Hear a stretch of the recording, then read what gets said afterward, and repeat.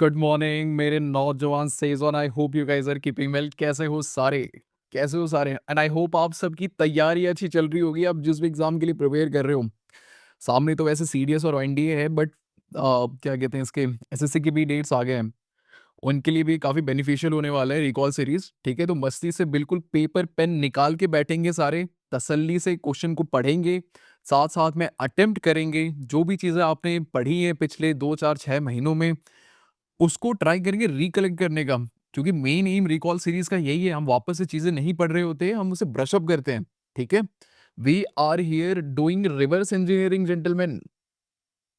ठीक है, तो रिवर्स इंजीनियरिंग करेंगे इन द सेंस हम सवाल को पढ़ेंगे, इससे रिलेटेड जितनी भी थीम होती है वो थीम को अच्छे से कवर करेंगे, हॉटस्पॉट निकालेंगे, और देखते देखते अगर वो हॉटस्पॉट को आप कनेक्ट करते जाओगे तो एक बढ़िया सा हीट मैप तैयार हो जाएगा। अल्टीमेटली एक होलिस्टिक फीलिंग, एक कंप्लीट फीलिंग की ही जरूरत होती है एग्जाम से पहले, और वो चीज के लिए रिकॉल सीरीज बेस्ट है, माइंड यू। ठीक है, तो बिल्कुल पेपर पेन निकाल के बैठना है, अटेम्प्ट करते जाना है। जो चीजें पूछी जा रही है वो चीजें चिल्ला चिल्ला के बोलनी है। ऑप्शन क्या है, ऑप्शन क्या है, राइट ऑप्शन क्या है, चिल्ला के आंसर देना है। ठीक है, अपन को काहे की शर्म, हम तो सीखने आए हैं। लग रहा है हम गलत पेज पे हैं, चलते हम असली और सही पेज पे। चलो, ये देखो, ये हमें मिल गया यहाँ पे ब्रेकडाउन, जो कि हमारे किसी भी काम का नहीं है, क्योंकि हम ब्रेकडाउन के हिसाब से कुछ भी नहीं करने वाले हैं, क्योंकि ब्रेकडाउन के हिसाब से ब्रेकडाउन हो जाएगा। ठीक है, एक सिरे से तसल्ली से दो 130 सवाल टारगेट होने वाला है। 130 सवाल 2026 का लेकर के फिर पहुंचेंगे हम 2017 का। ठीक है, तो बिल्कुल क्लियर हो जाएगा, मस्ती से देखेंगे। 120 130 सवालों में तो चीजें क्लियर हो जानी चाहिए। बाकी प्रोटोकॉल सेम रहेगा, आपको नोट्स यहाँ पे मिलेंगे। ठीक है, this is link to my drive link. जब आप इसे स्कैन करोगे, ये आपको मेरे ड्राइव लिंक पे लेके जाएगा। ड्राइव लिंक में आपको दो प्रकार के पीडीएफ मिलेंगे, एक होगा एनोटेटेड वर्जन, दूसरा होगा अनएनोटेटेड वर्जन। मैं चाहता हूँ आप अनएनोटेटेड वर्जन को डाउनलोड करो, और अगर हो सके तो उसका प्रिंट आउट ले लो, और साथ साथ में लिखते जाओ। अगर कोई चीज़ें ऐसी नहीं मिलती है जो कि आप अपने एंड से ऐड करना चाहते हो, उसे एक्टिव स्पेस पे बिल्कुल लिखते जाना है। स्वाहा। क्या इतनी बात क्लियर है? क्या इतनी बात क्लियर है? बाकी हम देख रहे हैं recall series. This is everything you need for biology, done through 132 PYQs, and I welcome you all to cross batten gentleman. अगर आपको मेरी मेहनत पसंद आ रही है तो एक प्यारा सा कमेंट आप छोड़ सकते हो। अगर आपको नहीं पसंद आ रही है तो वो भी आप डाल सकते हो, सुझाव पेटी नीचे खुली है। साथ ही साथ में आप लाइक कर सकते हो, शेयर कर सकते हो, सब्सक्राइब कर सकते हो। और और और कुछ बच रहा है क्या? नहीं। चलो फिर मिलते हैं धमाकेदार एंट्री के बाद, है ना? Alright, will start with our series itself. पहला सवाल आपकी स्क्रीन पर, 130वां सवाल सीडीएस 2026 में पूछा गया। Which one of the following pair of diseases and their type is not correctly matched? Protocol same रहेगा, आपको मिलते हैं 10 सेकेंड, आराम से सवाल को पढ़ो and try to frame the answer.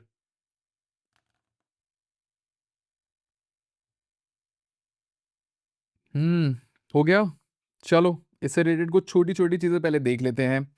Now, ये जो कॉमन डिजीज है ना, इनको मैंने ऑलरेडी एक जगह पे जॉट डाउन कर दिया है। ठीक है, वायरल, बैक्टीरियल और fungal. Polio is caused by polio virus.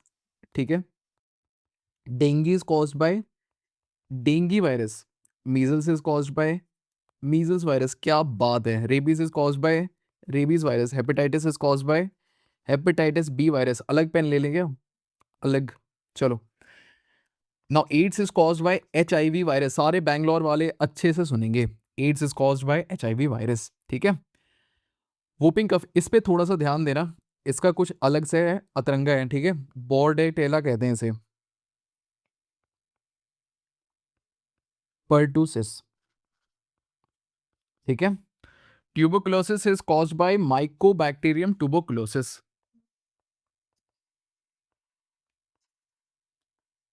It is also an airborne disease. याद रखेंगे, टाइफॉइड कैसे, जिसका विडाल टेस्ट होता है, इट इज कॉज्ड बाय बोलो, बोलो, typhi. Cholera is caused by vibrio cholerae. Tetanus is caused by clostridium tetani. ठीक है। फंगल, ये दोनों का तो डर्मोफाइट है। कैंडियासिस का आप देख सकते हो, कैंडिडा। डन। चलो फिर, क्या पूछ रहा है? Not a viral disease. ठीक है, पोलियो एक वायरल डिजीज है, क्या ये बात सही है? बिल्कुल सही है। एथलीट फंगल डिजीज, ये बात भी सही है। डेंगी एक नॉन, क्या ये नॉन वायरल है? It is caused bye DNV, dinghy virus. तो ये ऑप्शन हमारा सही हो जाता है। ठीक है, whooping cough caused by bacterial disease, pertussis. आगे बढ़े। Match list one with list two and select the answer given in the code below. आराम से समय लो, ऑप्शंस को पढ़ो।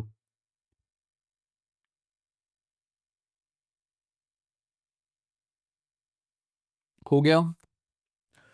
नाउ जिस भी इंसान ने सवाल को सॉल्व करा है, गलत सॉल्व करा है, क्योंकि इसका आंसर ऑप्शन सी नहीं होगा। ठीक है, mitochondria is responsible for your cellular respiration. कुछ कुछ चीजें देख लेते हैं, सवाल तो तुम सॉल्व कर लोगे। नाउ माइटोकॉन्ड्रिया एक डबल मेम्ब्रेन बाउंड ऑर्गेनेली है। ठीक है, बाहर आपको मिलेगा आउटर मेम्ब्रेन, और ये आपको मिलेगा इनर मेम्ब्रेन, जो कि एक्सटेंसिव फोल्डिंग के साथ होता है to increase the surface area for the chemical reaction. इस फोल्डिंग को क्या कहते हो आप? क्रिस्टे कहते हो। और अंदर आपको मिलेंगे इंट्रासेल्युलर मैट्रिक्स। नाउ काम की बात इसमें ये है ना, लिखते जाते हैं, जो कि काम की बात है कि it is a site of cellular respiration, ये तो हमने देख लिया। इसी के साथ साथ में इसके पास खुद का DNA plus RNA plus ribosome होता है। ठीक है, डन। और ऑफ कोर्स जग जाहिर बात तो है ही, ATP is called the power, mitochondria is called the power house of the cell. आगे बढ़े। अगला स्केलेटन हमें जो मिल रहा है वो साइटोस्केलेटन है। ठीक है, स्केलेट क्या बोला मैंने? अगला स्ट्रक्चर जो हमें मिल रहा है वो है साइटोस्केलेटन। इसके कुछ तीन पार्ट है। पहला पार्ट है माइक्रोफिलामेंट, दूसरा इंटरमीडिएट फिलामेंट, तीसरा है माइक्रोट्यूब्यूल। माइक्रोफिलामेंट जो कि है प्रोटीन का बना हुआ, एक्टिन प्रोटीन का बना रहता है ये। इंटरमीडिएट एंड माइक्रोट्यूब्यूल बना होता है ट्यूब्यूलिन प्रोटीन का। ठीक है, और कुल मिला के इनका बस एक ही फंक्शन होता है, to give the mechanical strength.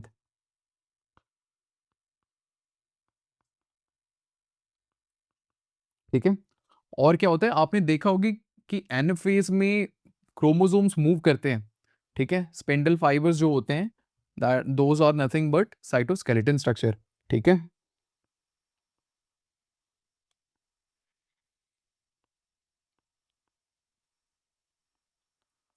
Done. आगे अब बात करते हैं थोड़ी बहुत एंडोप्लाज्मिक रेटिकुलम की। एंडोप्लाज्मिक रेटिकुलम आप डिवाइड कर सकते हो स्मूथ एंडोप्लाज्मिक रेटिकुलम में और रफ एंडोप्लाज्मिक रेटिकुलम में। ध्यान से नोटिस करो, स्मूथ एंडोप्लाज्मिक इसलिए कहते हैं क्योंकि इसके ऊपर कोई राइबोसोम नहीं होता है। On the other hand rough endoplasmic reticulum के ऊपर आपको राइबोसोम्स मिलेंगे। ठीक है, फंक्शंस क्या क्या हो सकते हैं? स्मूथ एंडोप्लाज्मिक रेटिकुलम के फंक्शंस बताओ, जल्दी से याद करो। सबसे पहला फंक्शन है लिपिड प्लस स्टीरॉयड सिंथेसिस। और आपने पढ़ा होगा कि स्मूथ एंडोप्लाज्मिक रेटिकुलम लिवर में प्रचुर मात्रा में आपको मिलेगा, क्योंकि इसका मेन फंक्शन है डिटॉक्सिफिकेशन। ठीक है, इसलिए आपको लिवर में मिलते हैं। On the other hand rough endoplasmic reticulum का जो मेन फंक्शन है दैट इज प्रोटीन सिंथेसिस। हो गया, सॉल्व हो जाएगा। क्या बोल रहे हैं? लिस्ट वन और लिस्ट टू को मैच करो, cytoskeleton maintain the cell shape, क्या ये बात सही है? ठीक है, देख लेते हैं। ए, बी, सी और डी। ए का क्या होगा? 4 होगा, यानी ये हो सकते हैं इन दोनों में से कोई। डी, डी तो पक्का 3 है, डी तो पक्का 3 है। बी साइटोस्केलेटन का 1 होगा, तो option B is our right answer. ठीक है, वैक्यूल का आप जानते हो ना, टर्जिडिटी प्रोवाइड करता है, स्टोरेज प्रोवाइड करता है सेल के लिए। आगे बढ़ा जाए, चलिए।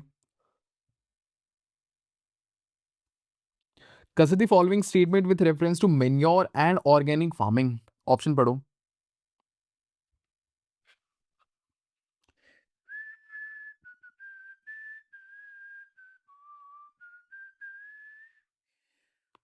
क्या बोल रहे हैं?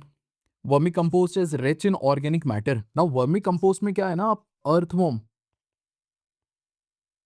यूज करते हो, और अर्थवॉर्म फीड करता है ऑर्गेनिक मैटर में, ह्यूमस में वो फीड करता है, और एनरिच ही करता है ऑर्गेनिक मैटर को। साथ ही साथ में एनपीके आपको प्रचुर मात्रा में मिलेगी सॉइल में। ठीक है। Bio fertiliser and bio pesticides are not use in organic farming. अब मैं जब आपको इनका एग्जाम्पल दूंगा ना, चीजें थोड़ी क्लियर हो जाएंगी। बायो फर्टिलाइजर्स के आपको एग्जाम्पल एजेटोबैक्टर है, देन साइनोबैक्टीरिया,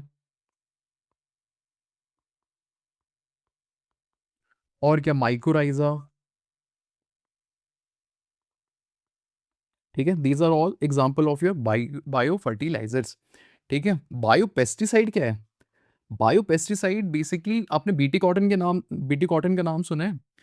तो बैसिलस थुरिंजिसिस में, हम बैसिलस थुरिंजिसिस एक प्रोकैरियोट है, उससे हमने जीन एक्सट्रैक्ट किया है, the gene encoding for the pesticidal property, और उसे हमने इनकॉर्पोरेट कर दिया है किसमें, हमारे कैश क्रॉप में। ठीक है। इससे क्या हुआ? इससे क्या हुआ, जो जीन एनकोड करता है पेस्टिसाइडल प्रॉपर्टी को, वो हमने जीएमओ के थ्रू क्या कहते हैं इसमें, कैश क्रॉप में डाल पाए हो, तो आपका पेस्टिसाइड का कॉस्ट क्या हो गया, बच गया है। ठीक है। क्या ये यूज नहीं कर सकते ऑर्गेनिक फार्मिंग में? कर सकते हो। Crop rotation is beneficial in controlling insect, paste and weed. Crop rotation क्या होता है ना, आप different different type of crop in a sequence उगा रहे होते हो। फॉर एग्जांपल, अगर आपने एक सीजन में पैडी उगाया है, तो आप अगले सीजन में कोई कुछ और, जैसे ऑयल सीड उगा सकते हो। ठीक है। और नेक्स्ट सीजन में फॉर एग्जांपल आप लेग्यूम उगा सकते हो। लेग्यूम ऑफ कोर्स आपको पता होगा कि नाइट्रोजन फिक्सेशन में प्लस माइक्रोराइजल प्रॉपर्टी उसकी काफ़ी ज़्यादा स्ट्रांग होती है। ठीक है। तो हो जाएगा अब सॉल्व, ऑप्शन 1 और 3 ओनली। आगे बढ़े। चलो। इन human which chamber of heart receive oxygen rich blood from the lungs first? From the lungs first. ठीक है। डबल सर्कुलेशन का कॉन्सेप्ट है, एक बार अच्छे से देख लेते हैं। सबसे पहले सुपीरियर वेना कावा से deoxygenated blood from the upper part of the body आता है कहाँ? राइट एट्रियम में। जब राइट एट्रियम कॉन्ट्रैक्ट करता है, तो ब्लड जाता है हमारा राइट वेंट्रिकल में। जब राइट वेंट्रिकल कॉन्ट्रैक्ट करता है, तब ब्लड थ्रू पल्मोनरी आर्टरी जाता है कहाँ? लंग्स में। लंग्स में ऑक्सीजनेट होने के बाद वो वापस से एंटर करता है लेफ्ट एट्रियम में through pulmonary vein. Pulmonary vein के बाद वो जाता है हमारे इसमें लेफ्ट वेंट्रिकल में। लेफ्ट वेंट्रिकल से जब वो कॉन्ट्रैक्ट होता है, तो वो आयोटा के थ्रू पूरे के पूरे बॉडी पार्ट में चला जाता है। ठीक है।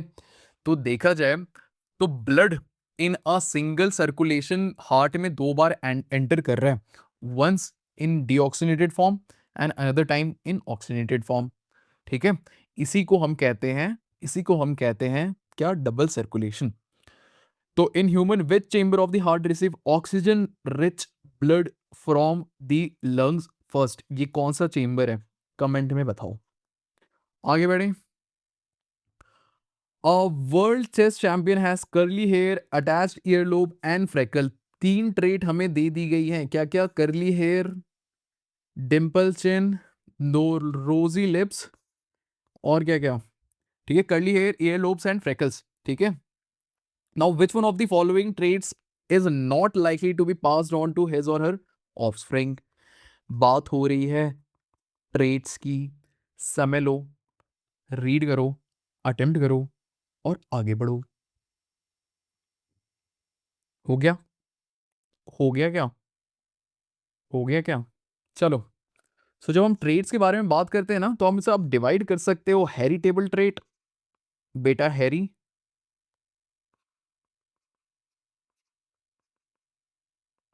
And acquired trade. ठीक है।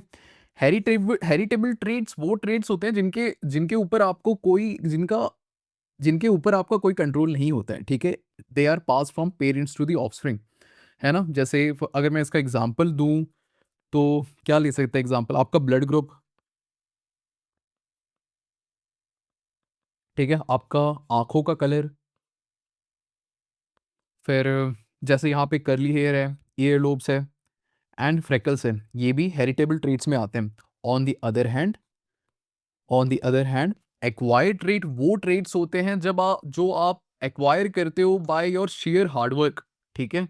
एक्सपीरियंस से आती हैं ये सारी चीजें, सीखते सीखते आती हैं ये सारी चीजें, ठीक है? Exercise, experience, exposure. आपने अगर फॉर एग्जांपल, मुझे मेरी मेंस की याद आ रही है, एंथ्रोपोलॉजी ऑप्शनल में ना एक नेचर वर्सेस नर्चर डिबेट है जो कि काफ़ी फेमस है, तो उससे आप रिलेट कर सकते हो। दिस इज योर नेचर, ठीक है? And this is your nurture. Done, done. पता चल गया एक्वायर्ड ट्रेट्स कौन से होते हैं? तो देखा जाए, चेस स्किल एक एक्वायर्ड ट्रेट है, ठीक है? फॉर एग्जाम्पल, सचिन तेंदुलकर एक बहुत ही अच्छा क्रिकेट का खिलाड़ी है, पर उसका बेटे को कुछ नहीं कहेंगे, बेटी एक अच्छी खिलाड़ी नहीं है, ठीक है? वो पिलाटे सिखाती है, सारा तेंदुलकर, ठीक है? बेटे को कोई कुछ नहीं कहेगा। आगे बढ़ते हैं, चलो अगला सवाल। विच one of the following is not a function of pigment carotenoid? Try करो, अटेम्प्ट करो। 10 सेकंड शुरू होते हैं अब। चलिए जी, अब इसे समझने के लिए ना हमें फोटो सिस्टम रिकॉल करना पड़ेगा, ठीक है? फोटो सिस्टम के दो कंपोनेंट बनते हैं, एक कंपोनेंट को हम कहते हैं रिएक्शन सेंटर और दूसरे कंपोनेंट को कहते हैं हम accessory pigment. Now reaction centre हमेशा हमेशा क्लोरोफिल ए बनाएगा, ठीक है? This is your reaction centre, chlorophyll A बनाता है एक रिएक्शन सेंटर, जहां पे फॉस्फोराइलेशन रिएक्शन जो आप एनसीईआरटी में पढ़ते हो, C6H12O6 का फॉर्मेशन, वो होता है यहाँ पे। गुरुजी एसेसरी पिगमेंट क्या है? ये बाराती है क्या? बाराती ही है, क्योंकि इनका मेन काम होता है लाइट हार्वेस्ट करने का, ठीक है? मतलब ये लाइट को हार्वेस्ट करते हैं और चैनल करते हैं कहाँ पे? रिएक्शन सेंटर के पास। लाइट को ये हार्वेस्ट करेंगे और चैनल करेंगे कहाँ? रिएक्शन सेंटर के पास, ठीक है? जहाँ पे मेन काम हो रहा होता है। इसी के साथ साथ में ये प्रिवेंट करते हैं फोटो ऑक्सीडेशन, इस पूरे फोटो सिस्टम का फोटो ऑक्सीडेशन में ये प्रिवेंट करते हैं, ठीक है? क्लोरोफिल बी का ये मेन फंक्शन है। नाउ कैरोटिनॉइड को आप डिवाइड कर सकते हो कैरोटीन और ज़ैंथोफिल में, ठीक है? और this is the reason why carrot is of orange colour, ठीक है? कैरोटिनॉइड पिगमेंट की वजह से, बीटा कैरोटीन जिसे आप कहते हो आप, ठीक है? एक हाइड्रोकार्बन का एग्जांपल है ये। फिर ज़ैंथोफिल के आप कुछ एग्जांपल देख सकते हो, ल्यूटिन एंड ज़ैंथिन, ये आपके आंखों में भी मिलता है, ठीक है? फोटो प्रोटेक्शन जिसे आप कहते हो ना, ऑल थैंक्स टू ज़ैंथोफिल। आगे बढ़े, आगे बढ़े क्या? विच one of the following is not a function of pigment carotenoid? Carotenoid एक एसेसरी पिगमेंट है, तो ये रिएक्शन सेंटर नहीं बनाएगा। ये देखो ऑप्शन डी हमारा बन जाता है ऑप्शन आंसर। चलिए जी, a researcher is studying different type of cells, in which cell type will he or she encounter the highest number of lysozyme? याद करो लाइसोजाइम का फंक्शन और ट्राई करो आंसर करने का।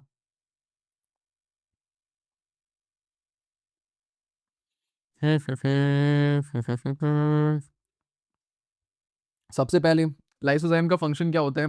इसकी कैरेक्टरिस्टिक क्या होती है? लाइसोजाइम में एक सिंगल मेम्ब्रेनस ये वेसिकल है, जिसमें ये हाइड्रोलाइटिक एंजाइम्स क्या होते हैं? भरे पड़े रहते हैं, ठीक है? इसका एक ही काम है कि जो फॉरेन पार्टिकल आएंगे, जो पैथोजेंस आएंगे, या फिर हो सकता है कि हमारा कोई ऑर्गेनली है जो अच्छे से काम नहीं कर पा रहे, जो डैमेज हो चुका है, या कोई सेलुलर वेस्ट है, उसको कंज्यूम करना, उसको डाइजेस्ट करना, ठीक है? Apart from it, cell apoptosis, ठीक है? That is programmed cell death, उसमें भी मेजर फंक्शन देखा जाता है लाइसोजाइम का, बट ये हमारे काम की चीज नहीं है। हम लोग लिमिट करेंगे कहाँ पे? हाइड्रोलाइटिक एंजाइम पे। और क्या हो रहा है ये? क्या हो रहा है? चलो, और क्या है? डाइजेशन किसका? फॉरेन पार्टिकल का। कोई फॉरेन का बंदा था, मुझे लगा चाय पिलाना चाहिए, तो मैंने चाय पिला दिया। वो अलग बात है कि वो हाइड्रोलाइटिक एंजाइम था। पैथोजन, कितना फनी हूँ यार मैं, कितना फनी हूँ। Damaged organelle. आगे बढ़ा जाए, आंसर क्या होगा?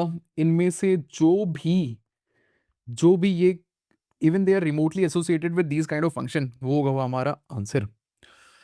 The antibiotic penicillin can kill invading bacteria without harming human cell because it target bacterial cell wall, क्योंकि सेल वॉल बना होता है पेप्टाइडोग्लाइकन का।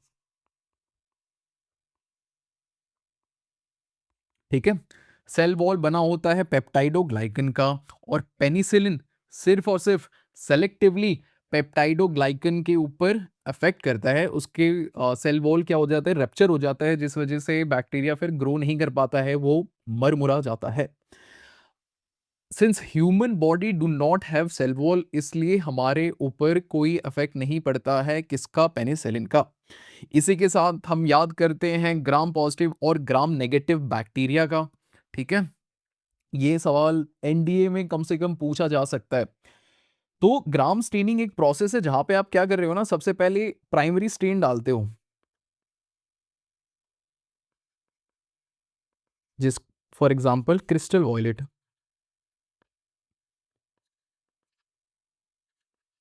उसके बाद आपने क्या किया, डीकलराइजेशन सॉल्यूशन, ठीक है, जिसको हम कहते हैं ग्राम सॉल्यूशन, ग्राम्स सॉल्यूशन।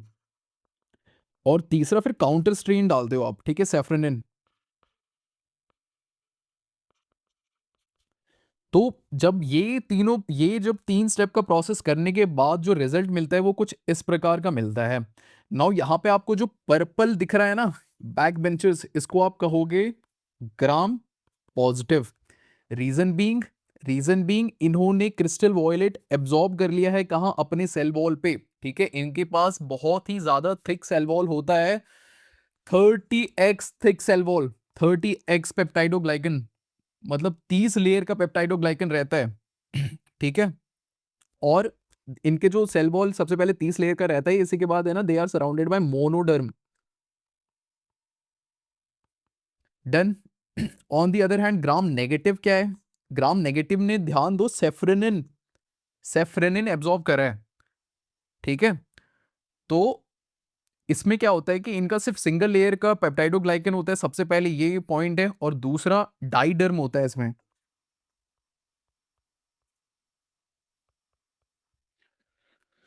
डन। ठीक है, आगे बढ़ा जाए। तो बस एक चीज याद रखो, दोनों चीज याद करने की जरूरत नहीं है, बस याद रखो कि जो वॉयलेट दिखता है वो हमारे ग्राम पॉजिटिव होता है, क्योंकि वो उसने क्रिस्टल वॉयलेट को बहुत अच्छे से एब्जॉर्ब कर दिया है, regardless of how many process you follow, वो क्रिस्टल वॉयलेट को जाने नहीं दे रहा है। ठीक है, जिद्दी दाग। आगे बढ़े। Nearly all infants benefit from milk, but most adults cannot properly digest milk. If an elderly person can digest milk, क्या अजूबा है, his body is producing enough of which enzyme? समय लो, attempt करो, समय लो, attempt करो।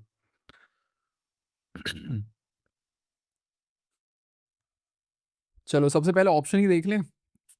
सेल्यूलोज किस पे act करते हैं, सेल्यूलोज एक्ट करता है सेल्यूलोज पे, क्या बात है। और उसे ब्रेक डाउन किस में कर देता है, सिंपल शुगर में कर देता है। ठीक है, बाकी हम देखेंगे आगे कौन सा शुगर है। अमाइलेज किस पे ऐड करता है, अमाइलेज स्टार्च पे ऐड करता है। एग्जाम्पल है ये पॉलीसेक्राइड का, फिर इसको भी सिंपल शुगर में कर देगा। पेक्टेज पेक्टिन पे एक्ट करते हैं। ठीक है, लैक्टेज एक्ट्स ऑन लैक्टोज, और इसे फिर कन्वर्ट कर देगा मोनोसेक्राइड में, यानी ग्लूकोज प्लस गैलेक्टोज। ठीक है, तो होगा आंसर हमारा लैक्टेज। हाँ है क्या? सो ऐसा होता है कि मिल्क है ना, सिर्फ और सिर्फ इन्फेंट्स, यानी एक पर्टिकुलर एज तक ही आप डाइजेस्ट कर पाओगे। ठीक है, at this point of time बहुत सारे लोग कंप्लेन करते हैं कि ब्लोटिंग हो जाती है दूध पीने के बाद, या फिर दिक्कतें आती हैं, so they are considered as lactose intolerant, reason being their body can not naturally produce what, lactase enzyme. ठीक है, तो अगर आप लैक्टेज अच्छे से प्रोड्यूस नहीं कर पा रहे हो, then you are lactose intolerant. ठीक है, एक्सेप्शन होता है सारी चीज़ों का, यहाँ पे भी एक्सेप्शन है। हरियाणा पंजाब वाले लोग दे आर लैक्टोज सेक्सुअल। आगे बढ़े। The central cytoplasmic region of a prokaryotic cell containing nucleic acid is called as nucleoid। ठीक है, प्रोकैरियोटिक सेल या फिर एक बैक्टीरियल सेल में कोई मेम्ब्रेन बाउंड ऑर्गेनेली नहीं रहता है, इसलिए इनके न्यूक्लियर रीजन में भी कोई मेम्ब्रेन नहीं रहता है, वो बस ऐसे ही सस्पेंडेड फॉर्म में मिलेंगे आपको। ठीक है, nucleoid it is a region containing the main genetic material of a prokaryotic cell. आगे बढ़ा जाए। Simple simple. Which one of the following organelle can be seen in a prokaryotic cell? समझ लो, अटेम्प्ट करो। ये इंपॉर्टेंट है, इसमें confusion हो जाता है कभी कभी। कोई कंफ्यूजन नहीं होता, सिंपल आंसर है राइबोसोम। ठीक है, रीजन बीइंग प्रोकैरियोटिक और यूकैरियोटिक में एक ही फर्क है, मेम्ब्रेन बाउंड ऑर्गेनेली का। ठीक है, बट राइबोसोम इकलौता ऑर्गेनेली है जो कि दोनों में पाया जाता है। नाउ प्रोकैरियोट में जो पाया जाता है राइबोसोम वो है आपका 70 राइबोसोम, यूकैरियोट में 80 राइबोसोम। याद कैसे रहेगी चीजें? 70 पहले आया या 80 पहले आया? 70 पहले आया या 80 पहले आया? 70 पहले आया। प्रोकैरियोट पहले आए या यूकैरियोट पहले आए? प्रोकैरियोट पहले आए। तो ये ऐसे आप याद करोगे। एस है ना, ये सेडिमेंटेशन रेट है। ठीक है, स्वेडबर्ग कांस्टेंट कहते हैं। इतनी ही बातें जो है हमारी काम की है। और मैं क्या याद दिला सकता हूँ आपको? बाकी आप मुझे याद दिलाओ, मैं क्या याद दिला सकता हूँ। ठीक है, आगे बढ़े। आगे बढ़ा जाए। माइटोकॉन्ड्रिया अभी देखा, double membrane bound organelle. Definitive nucleus तो बिल्कुल भी नहीं होगा। गोल्गी बॉडी भी बिल्कुल नहीं होगा membrane bound organelle. Now which one of the following represent a disaccharide? समझ लो, रीड द ऑप्शंस। तो गौर करेंगे सबसे पहले इस इमेज पे। ठीक है, आपको दो प्रकार के सिंपल शुगर मॉलिक्यूल्स मिले हैं, एक को हम कहते हैं पेंटोज शुगर और एक को कह रहे हैं हेक्सोज शुगर। हेक्सोज इसलिए क्योंकि इसमें 6 कार्बन मिलेंगे। ठीक है, C6H12O6 इनका फॉर्मूला बनता है। राइबोज में से 5 कार्बन आपको मिलेंगे। ये काम की चीज नहीं है। सबसे पहले ऑप्शंस देख लेते, एग्जांपल्स देख लेते हैं। ग्लूकोज एक मोनोसेक्राइड है, फ्रक्टोज एक मोनोसेक्राइड है, galactose, ribose and deoxy ribose. ठीक है, हो गया यहाँ तक। राइबोज और डीऑक्सी राइबोज थोड़ा सा डिटेल में कर लेते हैं, थोड़ा सा डिटेल में कर लेते हैं। 1 मिनट। चलो, राइबोज देख लेते हैं सबसे पहले। इन दोनों के बीच का डिफरेंस देख लेते हैं। ठीक है, OH OH OH OH C2H5OH। ठीक है, तो ये हमारा है राइबोज। नाउ इसे डीऑक्सी राइबोज कब बनेगा? जब ये OH फंक्शनल ग्रुप, जब ये अल्कोहल फंक्शनल ग्रुप है ना, निकल जाएगा ये स्ट्रक्चर से बाहर। ठीक है, तो हमें जो स्ट्रक्चर मिलता है वो कुछ ऐसा मिलता है। OH, यहाँ पे H आएगा, OH OH C2H5OH। Done, this is your deoxy ribose. आगे बढ़े। चलो, डाइसेक्राइड क्या होता है? डाइसेक्राइड के कुछ एग्जांपल्स देख लेते हैं। सबसे पहले कलर चेंजेस टू ग्रीन। ठीक है, डाइसेक्राइड के एग्जांपल्स है जैसे माल्टोज। ठीक है, जैसे लैक्टोज, जैसे सुक्रोज। ठीक है, नो जब आप माल्टोज को तोड़ोगे तो आपको मिलता है ग्लूकोज प्लस ग्लूकोज। ठीक है, लैक्टोज को तोड़ोगे तो आपको मिलेगा ग्लूकोज प्लस गैलेक्टोज। सुक्रोज को तोड़ोगे तो आपको मिलेगा, एक सेकेंड, ग्लूकोज प्लस फ्रक्टोज। ठीक है, so these are your simple sugar. Glucose glucose glucose galactose ये सारे आपके सिंपल शुगर हैं। जब आप इनको कंबाइन करते हो तो आपको मिलता है एक डाइसेक्राइड। ठीक है, when two sugar molecules are bonded together. ठीक है, जब बहुत सारे शुगर यूनिट रहेंगे, 2 से ज़्यादा होंगे तो आपके बनेंगे ये पॉलीसैकेराइड। एग्ज़ाम्पल कुछ इस प्रकार है।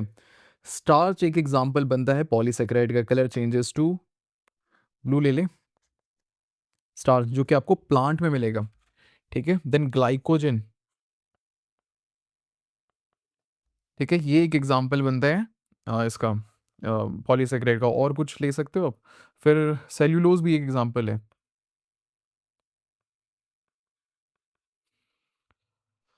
हो जाएगा अब डिटेल में। ये हम कम से कम 3 से 4 बार हम आगे और भी करने वाले हैं। अगर समझ में नहीं आया है तो आगे समझ आ जाएगा, do not worry about it. ये समझ आ गया? राइबोज़, डीऑक्सी कब बनता है? जब ओएच फंक्शनल ग्रुप यहाँ से चला जाता है, स्ट्रक्चर से चला जाता है। आगे बढ़े, चलिए।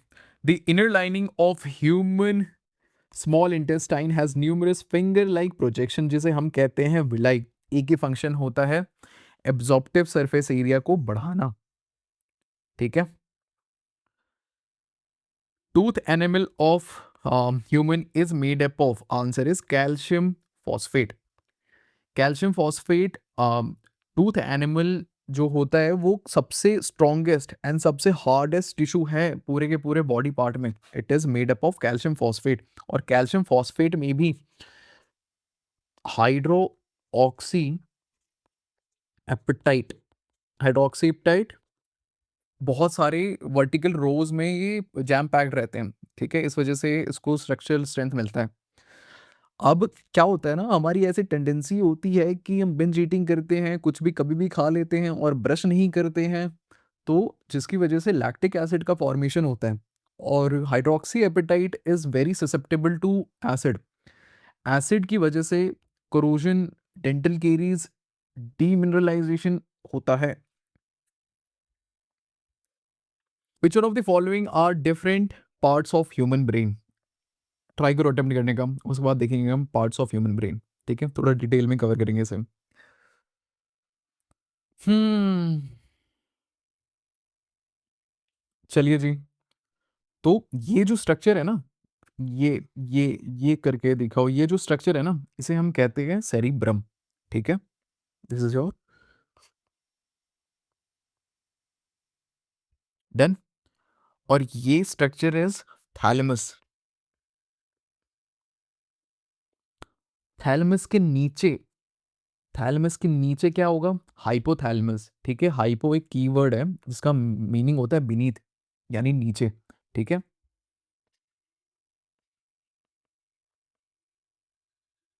और ये तीनों मिलके बनाते हैं हमारे फोर ब्रेन, ठीक है? ये क्या होगा? Five brain. नहीं, ठीक है? और फंक्शन क्या होता है फोर ब्रेन का? सबसे पहला फंक्शन, ये थिंकिंग में हेल्प करता है। थिंकिंग हो गया, इमोशन प्रोसेसिंग हो गया, ठीक है? फिर homeostasis, that is controlling your temperature, body temperature, इसमें भी हेल्प करता है, ठीक है? कुल मिला के ये बनता है हमारा, कुल मिला के ये है हमारा फंक्शन। डन। आगे देखें। नाउ ये जो पार्ट आप देख रहे हो, ये जो ट्राइंगल से बना हुआ है, इसी को पोन्स, ठीक है? और ये क्या है? ये मेड्यूला ऑब्लंगाटा।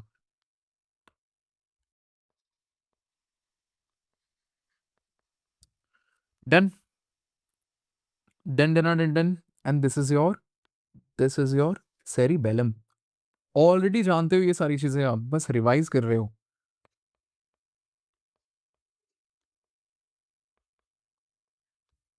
डन।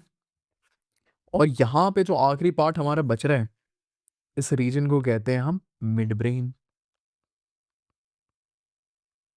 फंक्शन क्या होता है मिड ब्रेन का? मेन यहाँ पे जो हमारे विजुअल एंड सुनने को क्या कहते हो आप? ऑडिटरी, ऑडिटरी पार्ट यहाँ पे आपको मिलेंगे। Visual plus auditory region. Done. ये बच गया ना? This is your hind brain. क्या बात है। अब brain is labelling a brain, ठीक है। फंक्शन क्या होता है हाइंड ब्रेन का? बैलेंस हो गया, जितने भी इनवॉलेंट्री टास्क होते हैं उसको कंट्रोल करना, for example your heart beat, your breathing, ठीक है। बैलेंस प्लस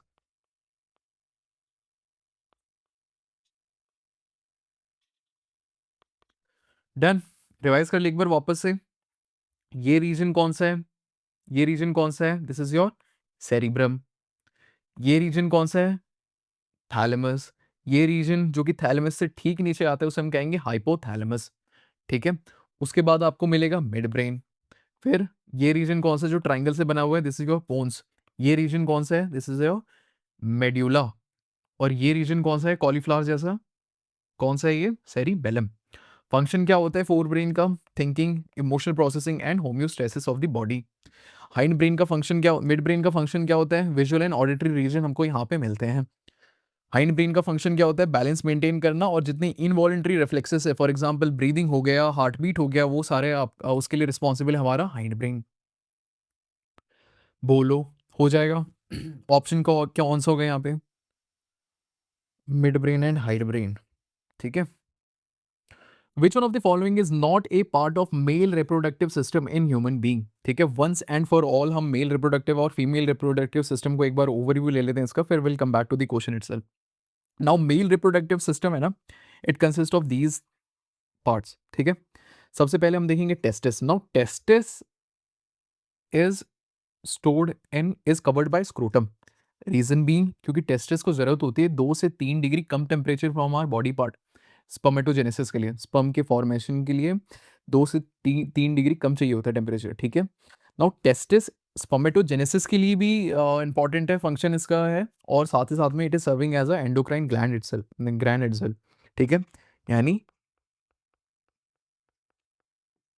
टेस्टोस्टेरोन का फॉर्मेशन साथ साथ में spermatogenesis.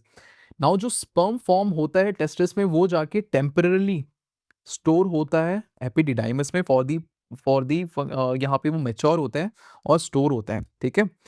Now sperm is further carried by वास डिफेंस। फिर वो कैरी करने के बाद पहुंचता है यहाँ पे समाइनल वेसिकल और प्रोस्टेट ग्लैंड का एक कॉम्प्लेक्स में। Now these two gland are responsible for providing the fluidity, that is adding semen, ठीक है, और fructose.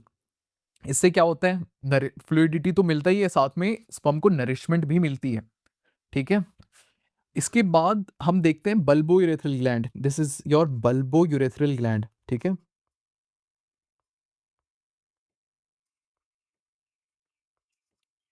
Now bulbo urethral gland का एक बहुत इंपॉर्टेंट फंक्शन होता है।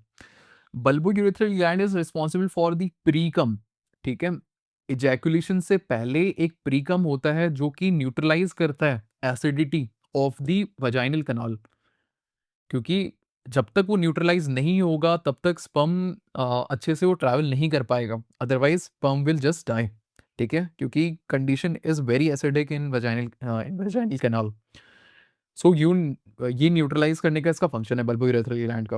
एंड यूरेथ्रल ओपनिंग यहाँ से स्पर्म ट्रांसफर होता है into the female reproductive part, ठीक है। और एक बार फीमेल रिप्रोडक्टिव पार्ट भी देख लेते हैं। Just like sperm, ovary is acting, ovary has a dual role. एक तो ये ओवा का फॉर्मेशन करती है, साथ ही साथ में एंडोक्राइन ग्लैंड की तरह ये भी काम कर रही है, ठीक है, कर रही है, कर रहा है, कंफ्यूजन है। यानी यहाँ पे ईस्ट्रोजन ईस्ट्रोजन का फॉर्मेशन देखने को मिलता है, ठीक है। नाउ जो ओवा फॉर्म हुआ है वो ये finger like projection also called as fimbriae द्वारा रिसीव होता है और ये ट्रैवल करता है यूट्रस के पास। यूट्रस में फिर ये इम्प्लांट होता है ओवा, ठीक है।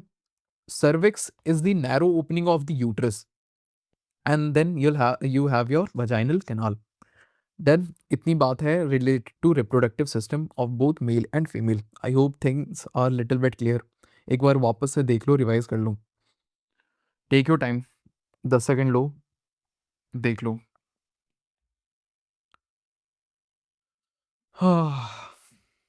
हो गया। देखें, which one of the following is not a part of male reproductive system? Answer is cervix, क्योंकि cervix is part of female reproductive system. आगे बढ़े। Now what are the four human blood types in ABO blood grouping? चलो, सबसे पहले ABO blood grouping है ना, is a classical example of codominance. ठीक है, मेंडेलियन इनहेरिटेंस, साथ ही साथ में कोडोमिनेंस, आगे देखेंगे कैसे।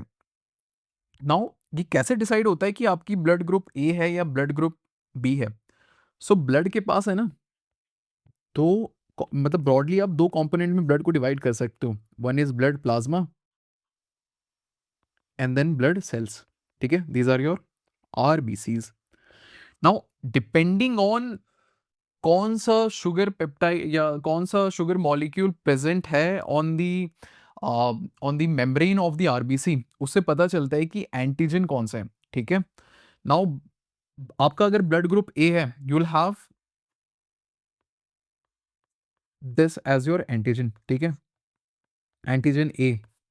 इसी का ठीक उल्टा आपके प्लाज्मा में जो एंटीबॉडी फॉर्म होगा वो होगा एंटी बी। ठीक है, एंटीजन ए, एंटी बी। अगर आपका ब्लड ग्रुप बी है, तो आपके जो सेल के ऊपर जो एंटीजन होंगे वो होंगे एंटीजन बी। इसी का ठीक उल्टा आपके जो ब्लड प्लाज्मा में होगा वो एंटीबॉडी ए होगा। ठीक है, नाउ ये इंटरेस्टिंग हो जाता है। अगर आपका ब्लड ग्रुप ए बी है, आपके पास दोनों एंटीजन मिलेंगे, ए और बी दोनों। ठीक है, ऑन द अदर हैंड आपके पास कोई भी एंटीबॉडी नहीं होगा। ठीक है, अगर आपका ब्लड ग्रुप ओ है, आपके पास एंटीजन नहीं होगा, ऑन दी अदर एंड आपको दोनों की दोनों एंटीबॉडी देखने को मिलेंगी। डन। तो ऐसे डिसाइड होता है कि आपका ब्लड ग्रुप ए है या बी है। अब बात करते हैं पॉसिबल जीनोटाइप पे। देखो यहाँ पे एंटीजन ए कहाँ पर है? आपके सेल के इस पे, ठीक है, मेम्ब्रेन के ऊपर। एंटीजन बी मेम्ब्रेन के ऊपर, दोनों मिलेंगे आपको। ठीक है, नन। चलो, अब इनके जीनोटाइप देखते हैं, ये इनहेरिट कैसे होता है। नाउ अगर आपका ब्लड ग्रुप ए है, तो पॉसिबल जीनोटाइप आपका कुछ इस प्रकार से दिखेगा। आई ए, आई ए हो सकता है, और आई ए आई हो सकता है। ठीक है, these are your allelic frequency. अगर आपका ग्रुप बी है, तो आपका जीनोटाइप कुछ इस प्रकार से दिखेगा, आई बी आई। ठीक है, और अगर आपका ब्लड ग्रुप ए बी है, तो आपका जीनोटाइप कुछ इस प्रकार से दिखेगा। ठीक है, नाउ एक बात जो आपको ध्यान में रखनी है, I A is dominant over I, I B is dominant over I, I A and I B they are codominant. ठीक है, सो हम कंक्लूड कर सकते हैं कि ये रेसेसिव एलील है। Done. On the other hand अगर आपका ब्लड ग्रुप ओ है, तो आपका जीनोटाइप कुछ इस प्रकार से दिखेगा। नाउ मैंने स्टार्टिंग ऑफ द क्वेश्चन मैंने बोला था it is a classical example of Mendelian inheritance as well as codominance. क्यों? क्योंकि ए बी दोनों कोडोमिनेंट है। आगे बढ़ा जाए, आंसर क्या होगा? ए, ए बी। चलो, विच one of the following is an example of airborne disease? आप बताओगे कौन सा होगा इनमें से एयरबॉर्न डिजीज। सबसे पहले कॉजेटिव एजेंट बताओ। ट्यूबरकुलोसिस का हमने क्या देखा था? क्या देखा था? Mycobacterium tuberculosis. Malaria is caused by a protozoa. ठीक है, डेंगू वायरस। फिर डेंगू एक वायरल डिजीज है। Cholera is caused by vibrio cholerae. तो यहाँ पे देखा जाए, it is caused by contaminated food plus water. Dengue is caused by vector. ठीक है, कौन सा वेक्टर है? Aedes aegypti. Again malaria is caused by a protozoa. ठीक है, इसका भी वेक्टर क्या है? Female Anopheles mosquito. ट्यूबरकुलोसिस एक एयरबॉर्न डिजीज है। ठीक है, ये बलगम से फैलता है। जिसे ट्यूबरकुलोसिस है, अगर वो अत्र तत्र सर्वत्र इत्र तित्र अपनी बलगम फेंकता रहे, थूकता रहे, उससे चांसेस बढ़ जाती हैं उस पूरे रीजन में ट्यूबरकुलोसिस फैलने का। ठीक है, चलो।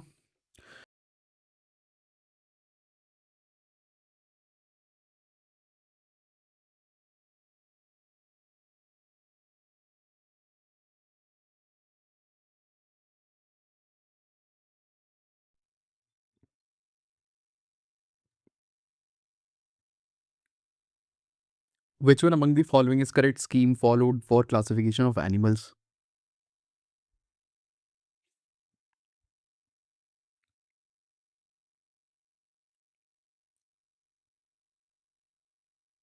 और एक आगे बढ़े। Now which one among the following is the correct scheme followed for classification of animal? Now बीच में मेरी वॉइस चली गई थी, किसी ने कॉल कर दिया था और रिकॉर्डिंग बंद हो गई थी। पिछले अगले आधे 1 घंटे तक मैं बोलता जा रहा हूँ, कुछ रिकॉर्ड नहीं हो रहा है, so had to record this again. Never mind, बढ़ते हैं अगले सवाल पे। सीडीएस 2025 का सवाल है। ठीक है, चलो सॉल्व करें फिर। सबसे पहले जो क्लासिफिकेशन बनता है वो हमारे लाइफ से स्टार्ट होता है। ठीक है, सबसे पहले हम देखते हैं लिविंग, कोई वस्तु लिविंग है या नॉन लिविंग है। अगर वो लिविंग है फिर हम उसे डिफरेंशिएट करते हैं डोमेन में। डोमेन क्या है? बेसिकली वो यूकैरियोट है या प्रोकैरियोट है। ठीक है, यू है या फिर प्रो है। उसके बाद फिर हम बात आगे बढ़ाते हैं।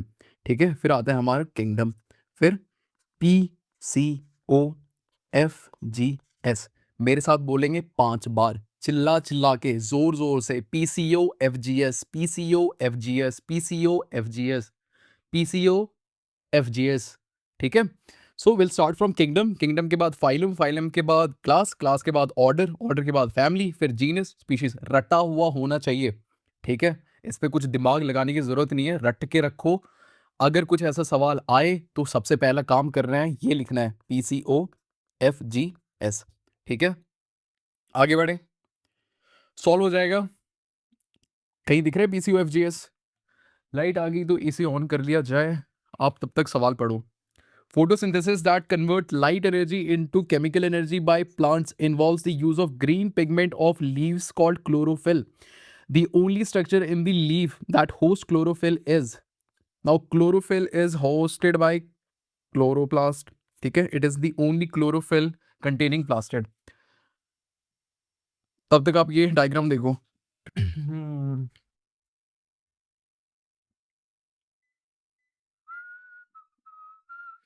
हाँ जी, चलिए। सो क्लोरोप्लास्ट एक डबल मेम्ब्रेन स्ट्रक्चर है, ये तो हमें क्लियर है। ठीक है, it has one outer membrane, ये हमारा आउटर मेम्ब्रेन है, और ये हमारा इनर मेम्ब्रेन, और उसके बीच में आपको मिलेगा इन इंटर मेम्ब्रेन स्पेस। ठीक है, उसके बाद ध्यान देने वाली बात है कि थाइलेकॉइड, ये एक सिंगल स्ट्रक्चर को हम कहते हैं थाइलेकॉइड। एंड इस थाइलेकॉइड के सेल मेम्ब्रेन में ही आपको क्लोरोफिल ए मिलेगा। ठीक है, क्लोरोफिल ए।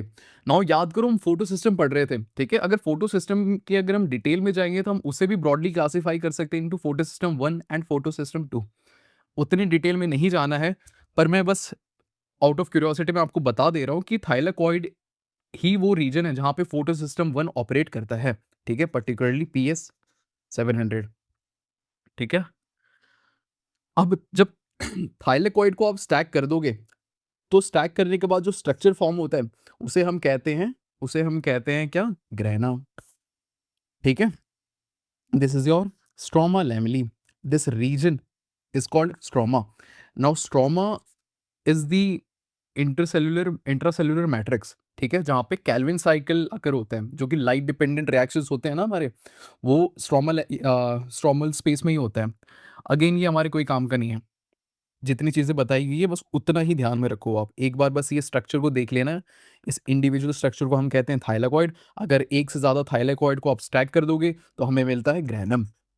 ठीक है, और थाइलाकॉइड के सेल मेम्ब्रेन के ऊपर, थाइलाकॉइड के मेम्ब्रेन के ऊपर हमें मिलता है क्लोरोफिल ए। आगे बढ़ा जाए। Now which organelle in the animal cell can digest foreign material? किसी को नहीं पता ये आंसर, किसी को भी नहीं पता। ठीक है, आगे बढ़ते हैं। Now, which one of the following is not a part of the vascular bundle in plant? Read करो, रीड करो। क्या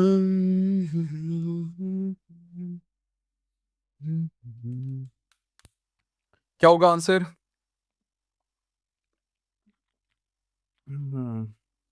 आप लोग भी पानी पी लो तब तक। चलिए, सबसे पहले देखते हैं क्रॉस सेक्शन ऑफ रूट। ठीक है, तो अगर क्रॉस सेक्शन आप देखोगे ना, तो आपको आपको बाहर मिलेगा एपिडर्मिस। ये रीजन जो है ना, इसको हम कहते हैं एपिडर्मिस। ठीक है, फिर आपको मिलेगा एंडोडर्मिस। ये रीजन को हम कहते हैं एंडोडर्मिस। Epidermis, endodermis. जो बीच का स्ट्रक्चर है, इसे हम कहते हैं कॉर्टेक्स। अच्छा, यहाँ दे रखा है ऑलरेडी। ठीक है, हटा दो इसे, ऑलरेडी दे रखा है यहाँ पे। इसे हम कहेंगे कॉर्टेक्स। एंडोडर्मिस ध्यान में रखना है। ठीक है, फिर आता है ये वेस्कुलर कैम्बियम। अब वेस्कुलर कैम्बियम कौन सी वाला है? ये ना एक कॉम्प्लेक्स स्ट्रक्चर है। ठीक है, विच comprises of phloem, xylem, and इसके बीच में a strip of meristematic tissue, जिसको हम कहेंगे कैम्बियम। ठीक है, अब पूरे वेस्कुलर बंडल को भी आप है ना, ब्रॉडली दो हिस्सों में आप डिवाइड कर सकते हो।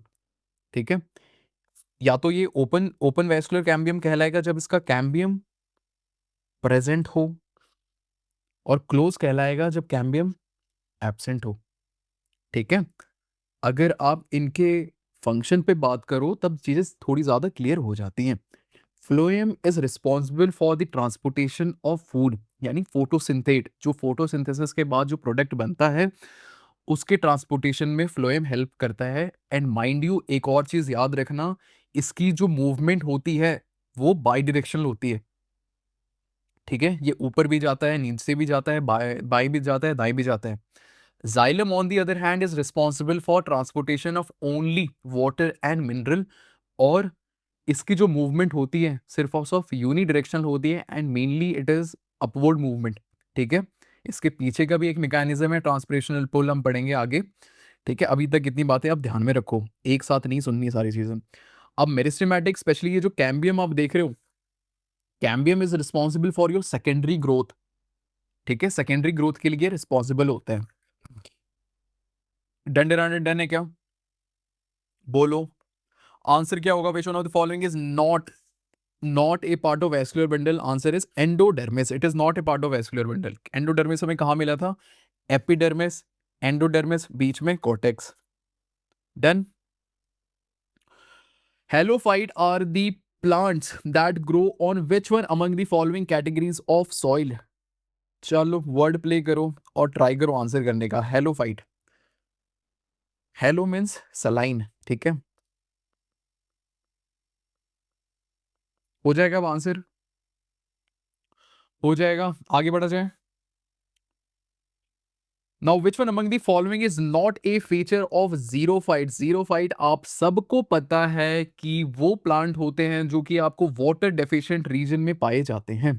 ठीक है, तो अगर कोई प्लांट वाटर डेफिशिएंट रीजन में पाया जा रहा है, तो ऑफ कोर्स उसके सारी मॉडिफिकेशन उस डायरेक्शन में होगी जिस डायरेक्शन में वाटर का कम से कम लॉस हो। वो कैसे होगा? ऑफ कोर्स उसके प्लांट क्या, उसके लीव्स क्या होंगे? थोड़े छोटे छोटे होंगे। इससे क्या होगा? ट्रांसपिरेशन कम होगा।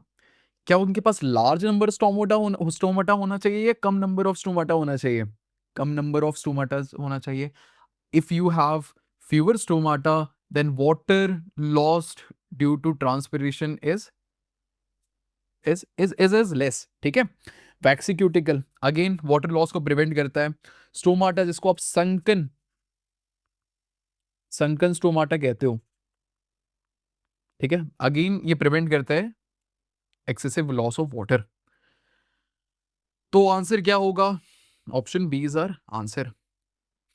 विच on the following categories of biomolecule does starch belong? आप बताओ, हमने देखा था ना, स्टार्च देखा था, फिर क्या देखा था? ग्लाइकोजन देखा था, और क्या देखा था? सेल्यूलोज देखा था।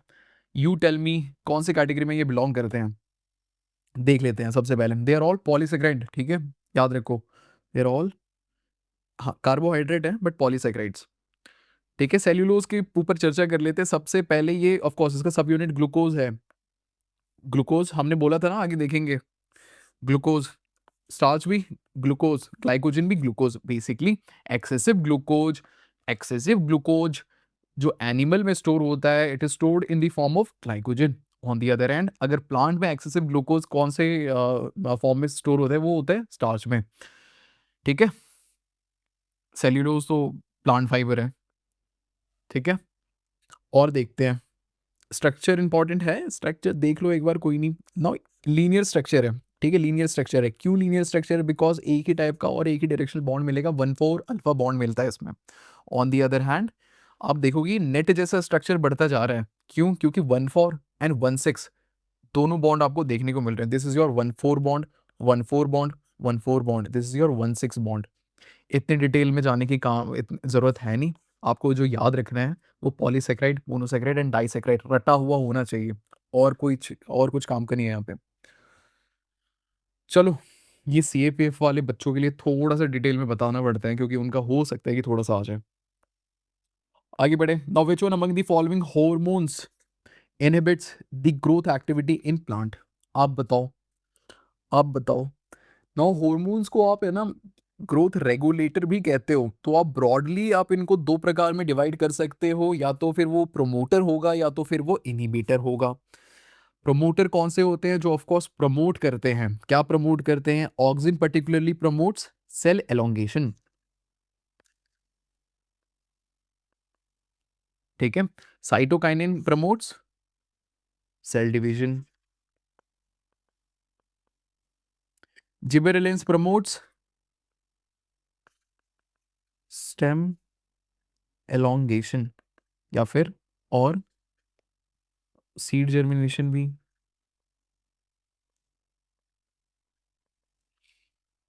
मिटा करके अच्छे से लिखते हैं, कंफ्यूजन हो सकता है। साइटोकाइनिन सेल डिवीजन है ना। ठीक है, और कुछ ऑक्सिन के ऊपर हमने चर्चा कर ली, सेल एलोंगेशन, साथ ही साथ में आपने देखा होगा जो ट्रोपिज्म वाले जो मूवमेंट होते हैं, ठीक है, जैसे जियोट्रोपिज्म हो गया, फोटोट्रोपिज्म हो गया, वो भी ऑक्सिन की वजह से होता है, ट्रॉपिक मूवमेंट।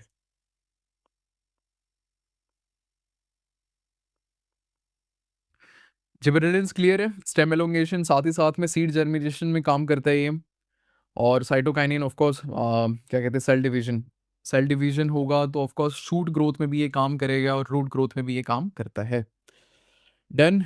ग्रोथ इनहिबिटर में आपका आता है ABA which is an indole compound. ABA senescence ये प्रमोट करता है, ठीक है, ग्रोथ इनहिबिशन। ये और एथिलीन क्या काम करता है? इट इज, इसको आप है ना दोनों में से किसी में भी नहीं डाल सकते प्योरली प्योरली, बट ठीक है ग्रोथ इनहिबिटर में डाल रखा है। फ्रूट राइपनिंग में ये काम करता है। और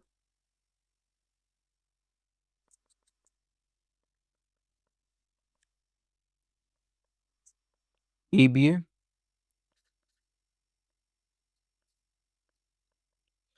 डन। सिंथेटिक हमारे काम का नहीं है। इतनी बातें हैं फाइटो हार्मोन की, देख ले आगे। तो हमसे पूछा गया इनहिबिटर इनमें से कौन सा है, बोलो कौन सा है। Answer is abscisic acid. Now xylem in plants is responsible for the transport of what? बोलो। Xylem is responsible for, record हो रहा है, हाँ रिकॉर्ड हो रहा है। Xylem is responsible for transport of water and dissolve mineral. ठीक है, ये है इसका फंक्शन। स्ट्रक्चर क्या क्या है बोलो, इसके कितने कंपोनेंट होते हैं जाइलम के? सॉरी, जाइलम में आपको मिलेगा ट्रैकीड्स, एक, दो vessels, then xylem fibres, then xylem parenchyma.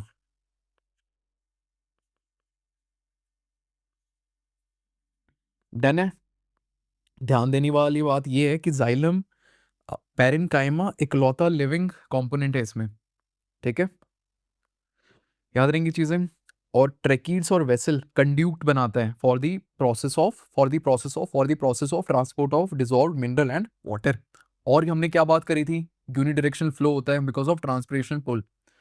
इतनी बातें याद रहेंगी। आगे देखें, अब चर्चा करते हैं फ्लोएम में। फ्लोएम का क्या फंक्शन होता है? Transport of photosynthate. ठीक है, क्या है photosynthetic product? Basically sugar. It is bidirectional.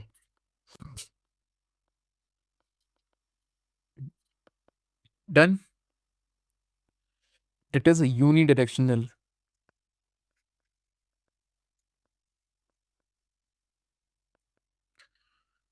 Done है। इसके स्ट्रक्चर देख ले। पेन कलर चेंजेस टू ये स्ट्रक्चर एंड ये स्ट्रक्चर। चलिए देखते हैं। सबसे पहला फ्लोएम, आपको क्या मिलेगा? सीव ट्यूब मिलेगा।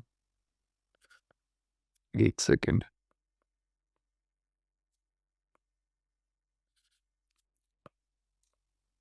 क्या हो रहा है? क्या हो रहा है ये? Is it possessed? Is it possessed? Colour changes to blue. ठीक है,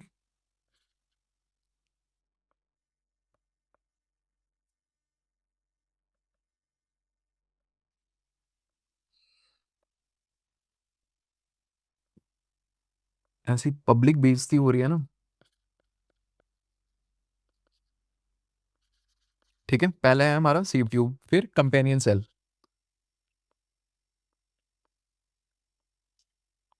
ठीक है, फिर फ्लोएम, पैरेन्काइमा,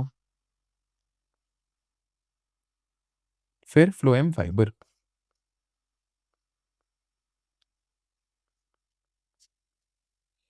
डर।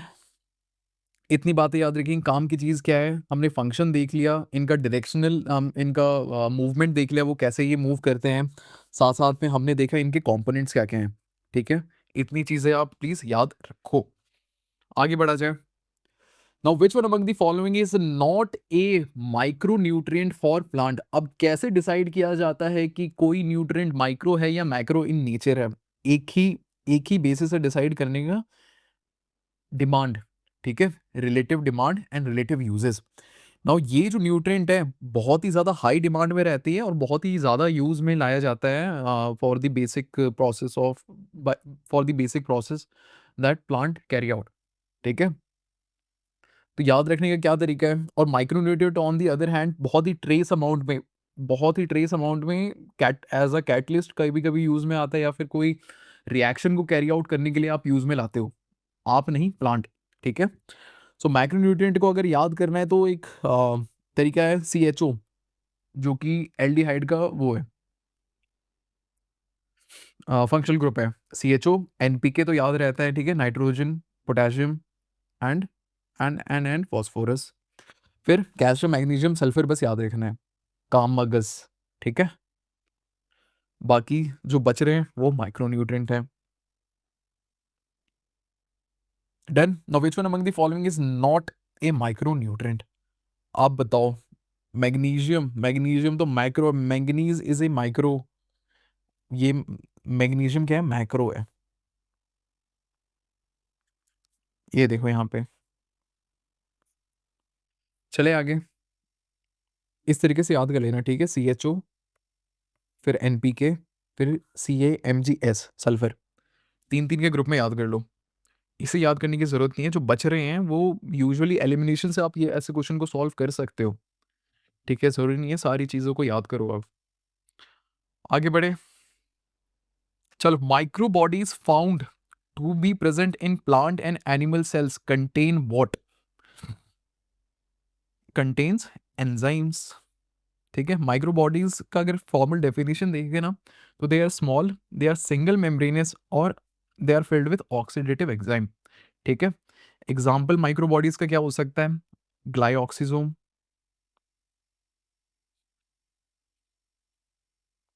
नाउ ग्लाइऑक्सिजोम का मेन फंक्शन होता है फैट को ग्लूकोज में बदलना।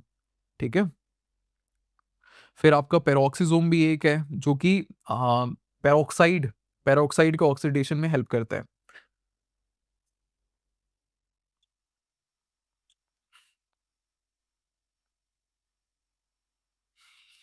आगे बढ़े। Enzymes, When eggs are heated, the transparent liquid portion around the yolk turns solid and turbid white. This happens due to thermal denaturation of protein. कौन सा?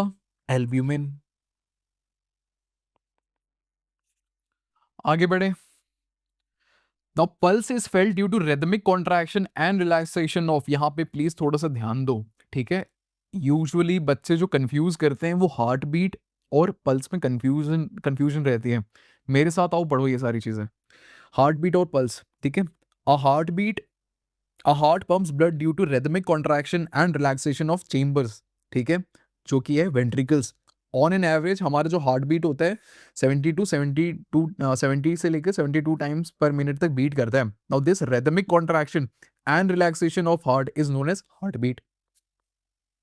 डन है. पल्स क्या होता है? So when the ventricle pump blood into the arteries distend, basically वो क्या कर रहे हैं? एक्सपांड कर रहे हैं, क्योंकि आर्टरीज के वॉल क्या होते हैं? इलास्टिक होते हैं. कुल मिला के बात इतनी है, जब सिस्टोल होता है, जब वेंट्रिकल कॉन्ट्रैक्ट होता है, तो बहुत ही हाई प्रेशर से ऑक्सीजनेटेड ब्लड आयोटा के थ्रू, आर्टरीज के थ्रू पूरे के पूरे बॉडी पार्ट में वो पहुंचता है. नाउ आपने एक चीज पढ़ा होगा कि आर्टरीज के जो वॉल होते हैं वो बहुत ही ज्यादा इलास्टिक होते हैं और बहुत ही ज्यादा थिक होते हैं, ताकि वो विथस्टैंड कर पाए the pressure of the oxygenated blood, ठीक है. तो वो क्या कहते हैं, जैसे जैसे जैसे ही वेंट्रिकल कॉन्ट्रैक्ट होता है, प्रेशर बढ़ता है, वैसे वो एक्सपांड कर जाते हैं, और जैसे ही प्रेशर कम होता है वो वापस अपने पोजिशन पे आ जाते हैं. इसी वजह से आपको पल्स फील होगा. It is because of the rhythmic expansion and coming back to their original shape and size of the arteries. Then aorta and mainly आपके जो रिस्ट के आर्टरीज हैं या फिर आपके जगलर वेन है ना, वहां पे आपको ये फील होगा. चले आगे. आपने देख लिया हार्ट बीट क्या है. हार्ट बीट क्या है? Rhythmic contraction and relaxation of our chambers. Pulse क्या है? Rhythmic contraction relaxation of the arteries, main arteries.